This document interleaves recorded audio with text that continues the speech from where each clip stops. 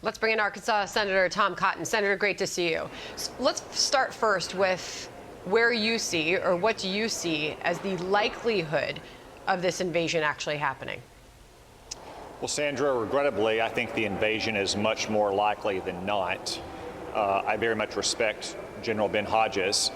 It is true that southeastern Ukraine and Mariupol are very exposed, but it's also true that now the capital city, Kyiv, in central Ukraine is exposed to those military exercises in Belarus.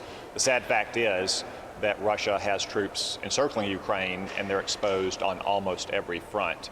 But my estimate, based on the late troop movements into Belarus, is that Vladimir Putin decided that he wanted to get to the capital sooner rather than later, and that will be the first wave of attack into Ukraine should Vladimir Putin choose to invade. Okay, so the military drills that Russia has started with Belarus, that tells you that this could be happening sooner than later. I think those military drills in Belarus, Sandra, are nothing but a cover for a likely invasion.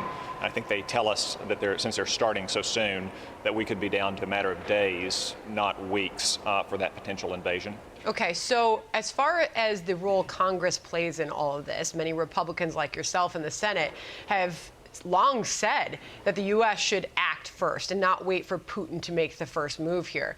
So what tools do you have at your disposal in Congress? If Biden's not going to impose stricter sanctions today, what can Congress do about it? Well, unfortunately, Sandra, I'm not sure that any action Congress could take would deter Vladimir Putin at this point. It's fairly late in the day. This stage was reached after a year of relatively weak and appeasing policies by the Biden administration towards Russia and, of course, the debacle in Afghanistan.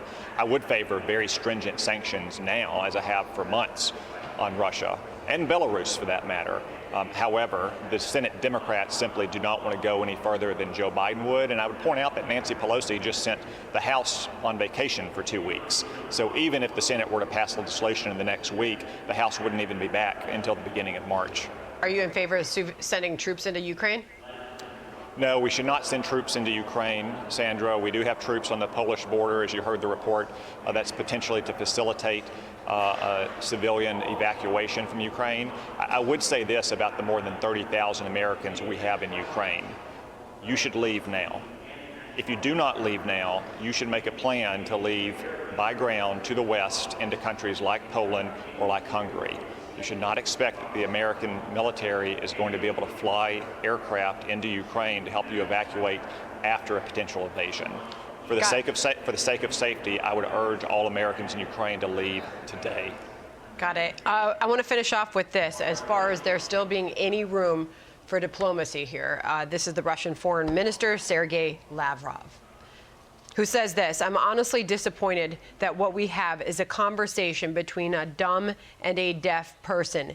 It seems like we listen but don't hear. Our troops are located on our own territory." Your response to that, finally. Well, Sandra, throughout history, whenever you look at diplomacy leading up to war, there's always a question of whether diplomacy was trying to avoid war and it simply failed, or diplomacy was a ruse to buy time to prepare for war. I think based on the extravagant demands that Vladimir Putin has made over the last 3 months and the actions we've seen since this buildup began in October, diplomacy for the last 3 or 4 months has been nothing but a ruse to prepare for the right conditions to invade Ukraine. Regrettably, because of failures of policy and weakness over the last year, as well as Vladimir Putin's desires, I think the diplomatic route has reached its end. Okay, Senator Tom Cotton joining us top of the hour. Appreciate it. Thank you. Thank you. Hi, everyone. I'm Brian Kilmeade. I want you to do me a favor. I want you to click to subscribe to the Fox News YouTube page. This is the only way that I know for sure that you're not going to miss any great commentary, any great news bites, any great interviews coming your way on Fox. You can get it all here on YouTube. So subscribe right now.